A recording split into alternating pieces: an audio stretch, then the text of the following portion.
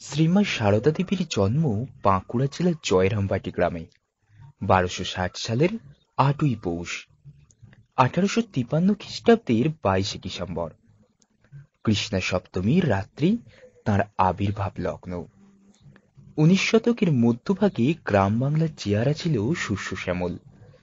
বট অশ্বত্থ আম্বকুলি শ্যামল ছায়া, ক্ষেত ভরা শস্য, বড় বড় পুকুরে স্নিগ্ধ শীতল জল, কোনোখানে বা পদ্মশালুকের শোভা। মোট শখানেক পরিবার নিয়ে জয়রামবাটির গ্রাম। সেখানে মায়ের পিতৃবংশই একমাত্র ব্রাহ্মণ পরিবার। শহরের সভ্যতা তখনও ওই গ্রামে পৌঁছায়নি। পূজা পাঠ, যাত্রা, কথাকথন আর 12 মাসে 13 পার্বণ। গাঁয়ের ঠাকুর সিংহবাহিনী দেবীকে ঘিরেই হয় বছরের মহোৎসব। এমনই একটি সরল ধর্মীয় পরিবেশেই দরিদ্রের কুঠিরে মা শারদার জন্ম। তার মায়ের নাম শ্যামাসুন্দরী দেবী, বাবা রামচন্দ্র মুখোপাধ্যায়, শ্রী রামচন্দ্রের পরম ভক্ত। মায়ের জন্মের আগে পিতামাতা দুজনেই দেখেছিলেন লাল কাপড় পরা অতি সুন্দরী এক কন্যাকে।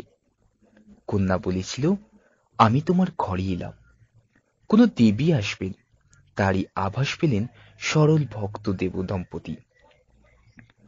পৌষের রাতে এই গ্রামে নির্ভূত পরিবেশেই দেবীর জন্ম হল। দরিদ্রের সংসার। শিশু শারদাকে খেতে শুয়ে শ্যামাসুন্দরী তুলো কুড়োতেন। তুলো বিক্রি করে অথবা পৈতে তৈরি করে সংসারের সাশ্রয় হবে এই আশায়। ছোটবেলায় শারদা গলা সমান জলে নেমে গরুর জন্য দল ঘাস খাটতেন, খেতে মনীষদের জন্য মুড়ি নিয়ে যেতেন। পঙ্গপালে ধান কাটলে খেতে খেতে ধান কুড়োতেন। দুটি ছোট ছোট হাতে মাকে সাহায্য করতেন। ছোট ভাই বোনেদের নিয়ে আমোদর নদীতে স্নান করতে যেতেন। আমোদরই ছিল শারদার গঙ্গা। সেখানে স্নান করে মুড়ি খেয়ে বাড়ি ফিরতেন। সন্ধ্যার পর অন্ধকার নামত, প্রদীপ জ্বলত তুলসী তলায়। শাঁখের ধ্বনি সূর্যাস্তের ঘোষণা করত। এমনই সাদাসিধে গ্রামীণ জীবনে শারদা বড় হলেন। এই কুটোবাঁধা দেবরক্ষিত শিশুকন্যার সন্ধান জানতেন কামারপুকুরের গদাধর চট্টোপাধ্যায়। মাত্র 6 পা দিয়েছেন শারদা। কামারপুকুরের গদাধর নিজেই পাত্রীর সন্ধান দিলেন। 2 গরিব সংসারী বৈবাহিক সম্বন্ধ হল। কামারপুকুরে গদাধর চট্টোপাধ্যায়ের সঙ্গে 1859 সালে বৈশাখে বিয়ে হল ছোট্ট শারদার। শারদার জীবনের এইটি মহত্তম ঘটনা। সামান্য জীবনে অসামান্য ভাবী জীবনের ইঙ্গিত। যুগবতা শ্রীরামকৃষ্ণের সঙ্গে তার মিলন। বালিকা বধূটি বিয়ের পর বাপের বাড়ি ফিরে এলেন। মায়ের যখন 14 বছর বয়স, 1867 সাল, তখন কামারপুকুরে শ্রীরামকৃষ্ণ তার তন্ত্র সাধনায় গুরু ভৈরবী ব্রাহ্মণের সঙ্গে আসেন। শারদার ডাকও পড়ে। সেই প্রথম এক নাগাড়ে 7 মাস তিনি শ্রীরামকৃষ্ণের সান্নিধ্য পান। শ্রীরামকৃষ্ণ তাকে সমাদরে গ্রহণ করলেন এবং সংসারে অনভিজ্ঞা সরলা বালিকা বধূকে নানা বিষয় শিক্ষা দিলেন। কেমন করে সংসারে সকলের সঙ্গে মানিয়ে চলতে হয়, খুঁটিনাটি কাজগুলো করতে হয় এবং ভগবানকে ডাকতে হয় আপন বোধে।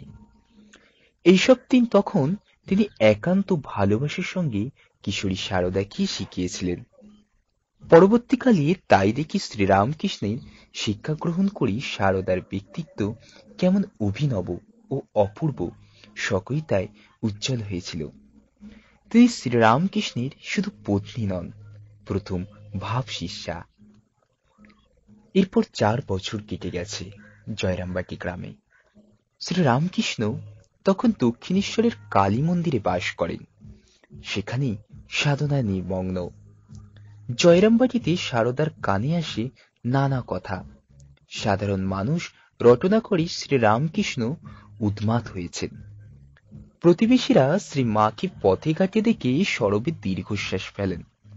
আহা, পাগলের স্ত্রী। কেউ বা শুনিয়ে শুনিয়ে বলেন, শ্রী মায়ের খ্যাপা জামাইয়ের সঙ্গে বিয়ে হয়েছে। শ্যামা মায়ের খ্যাপা জামাইয়ের সঙ্গে বিয়ে হয়েছে। 1871 সাল। সারদার বয়স 18।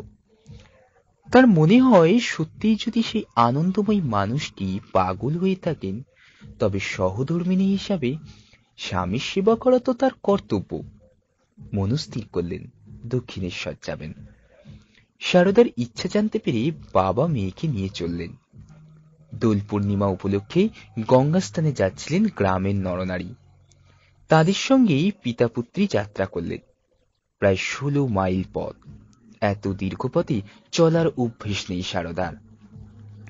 অনবস্ত ক্লান্ত চরণ, শরীর বয় না, পথেই বসে পড়েন। বাবা রামচন্দ্র দেখেন তাড়াতাড়ি সারুর গা জ্বরে পুড়ে যাচ্ছে। বিপন্ন বাপ খুঁজে পেতে এক চটিতে আশ্রয় নিলেন। জ্বরে বেহুশ সারদা ওই সময় এক দিব্য স্বপ্ন দেখেন।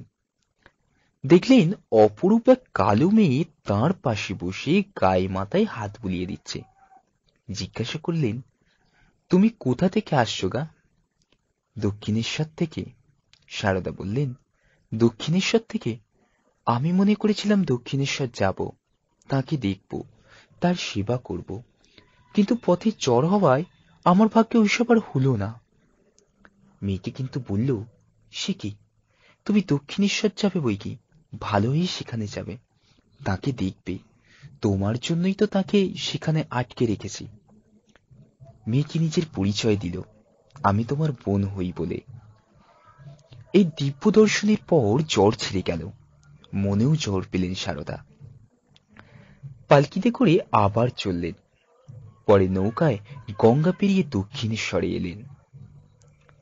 শ্রীরামকৃষ্ণ তাকে সাদর গ্রহণ করলেন, তাকে চিকিৎসা করে সুস্থ করে তুললেন, নিজের ঘরে শোয়ার ব্যবস্থা করলেন। সারদা দেখলেন শ্রীরামকৃষ্ণ আগের মতোই প্রেমময় ও স্বাভাবিক। রামচন্দ্র মুখোপাধ্যায় মেয়েকে সুস্থ দেখে নিশ্চিন্ত মনে জয়রামবাটি ফিরে গেলেন। আনন্দে সারদার দিন কাটতে লাগল। স্বামী ও শ্বশুরী সেবা করে। এই সময় শ্রীরামকৃষ্ণ তার পত্নী সারদাকে একদিন প্রশ্ন করলেন, কি গো, তুমি কি আমায় সংসার পথে টেনে নিতে এসেছ? সারদা বিন্দুমাত্র ইতস্তত না করে উত্তর দিলেন, না, আমি তোমায় সংসার পথে কেন টানতে যাব, তোমার ইষ্টপথেই সাহায্য করতে এসেছি। মায়ের জীবন তখনই বাধা হলো উচ্চ গ্রামে, সাংসারিক ভাবে নয়। শ্রীরামকৃষ্ণের আধ্যাত্মিক সঙ্গিনী রূপেই তিনি নিজেকে তৈরি করলেন। এই সময় দীর্ঘ 8 মাস তিনি শ্রীরামকৃষ্ণের ঘরেই শুতেন। ঠাকুরের মন যেমন সারা রাত ঊর্ধ্বলোকে বিচার করত, মা শারদাও তাঁর আরাধ্য দেবতার ধ্যানেই মগ্ন থাকতেন।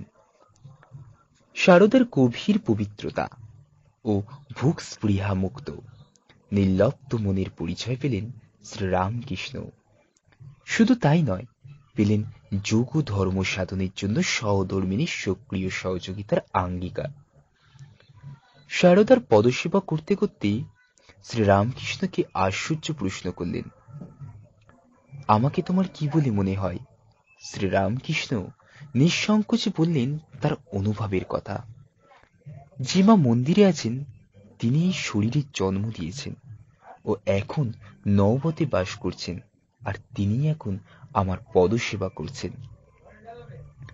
সাক্ষাৎ আনন্দময়ী রূপ বলে তোমার সত্য সত্য দেখতে পাই, শুধু একথা বলেই তিনি নিরস্ত হলেন না।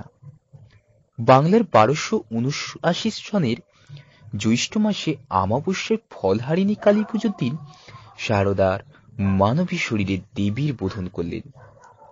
পূজা মন্দিরে সকলের সামনে নয়, গোপনে শ্রীরামকৃষ্ণের নিজের ঘরে অনুষ্ঠিত হল। আলপনা দেয়া পিঠে পশ্চিমমুখী হয়ে বসলেন শ্রীমা। শ্রীরামকৃষ্ণ পূর্বমুখী বসে পূজা শুরু করলেন। মঙ্গল কলস থেকে গঙ্গাবাড়ি নিয়ে দেবীকে অভিষেক করে প্রার্থনা করলেন, হে বালে, হে সর্বশক্তির অধীশ্বরী মাতো, ত্রিপুর সুন্দরী, সিদ্ধিদার উন্মুক্ত করো, ইহার শরীর মনকে পবিত্র করিয়া ইহাতে আবির্ভূত হইয়া সর্বকল্যাণ সাধন করো। বহু পূজিত ও বহু বন্দিত শ্রীরামকৃষ্ণের মতন অবতার পুরুষের পূজা গ্রহণ করে শ্রীমা আত্মস্থ রইলেন। মানবী শরীরে জগৎ কল্যাণকারিণী মহাশক্তি প্রতিষ্ঠিত ও উদ্বুদ্ধ হলেন জগাবতার মহান কর্মের ভার গ্রহণ করবেন বলে। একই সঙ্গে শ্রীরামকৃষ্ণ নারী জাতির প্রতি তাঁর পরিপূর্ণ শ্রদ্ধা ও আস্থা অপূর্ণ করলেন।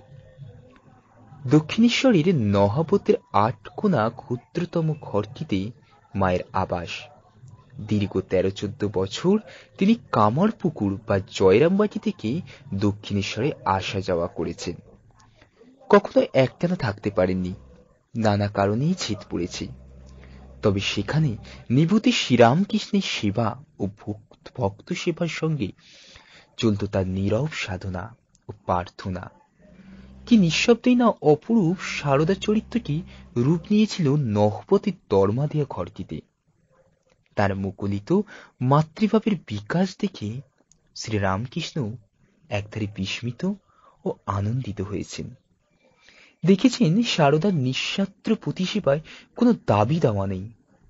ঠাকুরের ভাতের থালা কোনো ভক্ত মহিলা চাইলে তার হাতেই তুলে দিয়েছেন। শ্রীরামকৃষ্ণ যখন এই স্পর্শ দুটি অন্ন খেতে পারবেন না বলে অভিযোগ জানিয়েছেন, তখন মা উত্তর দিয়েছেন ভারী সুন্দর করে, তোমার খাবার আমি নিজেই নিয়ে আসব, কিন্তু আমায় মা বলে চাইলে আমি তো থাকতে পারবো না। আর তুমি তো শুধু আমার ঠাকুর নও, তুমি সকলের। নিজের সত্য বিকাশিত মাতৃভাব ও শ্রীরামকৃষ্ণের ভগবতা একই বাক্যে প্রকাশ করেছেন। কতই বা বয়স তখন শ্রীমান, কিন্তু তখনই মাতৃত্বের গৌরবে ও মহিমায় তিনি সুপ্রতিষ্ঠিত। যোগিনী মাকেও পরবর্তীকালে তিনি এই কথাই বলেছিলেন, তা বাবু যাই বলো, কেউ মা বলে এসে দাঁড়ালে তাকে ফিরাতে পারবো না। শ্রীরামকৃষ্ণের সঙ্গে তার দাম্পত্য সম্পর্কটিও ছিল বড় মধুর। একদিন শ্রীরামকৃষ্ণ তাকে ভুল করে ভাইজি লক্ষ্মীমণি ভেবে তুই বলে ফেলেছিলেন, কিন্তু সেই সামান্য রূঢ় কথা শ্রীমাকে বলে তিনি সারা রাত ঘুমোতে পারেননি। পরের দিন সকালে নহবতে গিয়ে কিছু মনে করো না বলে অনুরোধ করেছেন। অন্যদিকে ত্যাগীর রাজা হয়েও শ্রীমাকে সোনার অলঙ্কার করিয়ে দিয়ে সুকৌতুকে ভাগ্নে হৃদয়কে বলেছিলেন, ওরে আমার সঙ্গে ওর এই সম্পর্ক। কোন ঘটনায় শ্রীমা ক্ষুব্ধ হলে শ্রীরামকৃষ্ণ বিচলিত হতেন। এমনকি সেবক হৃদয়কেও সাবধান করে বলতেন, এর ভিতরে যে আছে সে ফুঁস করলে হয়তো রক্ষা পেলেও পেতে পারিস, কিন্তু ওনার ভিতরে যে আছে সে ফুঁস করলে ব্রহ্মা বিষ্ণু মহেশ্বরও তাকে রক্ষা করতে পারবে না। শ্রীমার সম্বন্ধে শ্রীরামকৃষ্ণ ওই দক্ষিণেশ্বরে অন্তরঙ্গ ভক্তদের বলেছিলেন, ও সারদা, সরস্বতী জ্ঞান দিতে এসেছে। রূপ থাকলে পাছে অশুদ্ধ মনে দেখে লোকের অকল্যাণ হয়, তাই এবার রূপ ঠেকে এসেছে। আবার অন্য সময় বলেছিলেন, ও জ্ঞান দেয়নি, মহাবুদ্ধিমতী, ও কি যে সে, ও আমার শক্তি। শ্রীরামকৃষ্ণ লক্ষ্য করেছিলেন সারদার স্বাভাবিক স্বচ্ছ বুদ্ধিবোধ। পরীক্ষাও করেছেন। শ্রীরামকৃষ্ণ কালীবাড়ি থেকে ৬, ৭, ৮ মাইনে পেতেন, কিন্তু তাতে যেতেন না। যেন দিলে দাও, না দিলে না দাও, এই ভাব। এই ত্যাগী মানুষটিকে শ্রদ্ধা করতেন লক্ষ্মী নারায়ণ মারোয়ারি। একবার ঠাকুরের সেবার জন্য তিনি ১০,০০০ টাকা দেওয়ার প্রস্তাব করলেন। ঠাকুর অন্তরে খুব কষ্টবোধ করলেন। ঠাকুরের ভাগ্নে হৃদয়রাম খুব খুশি।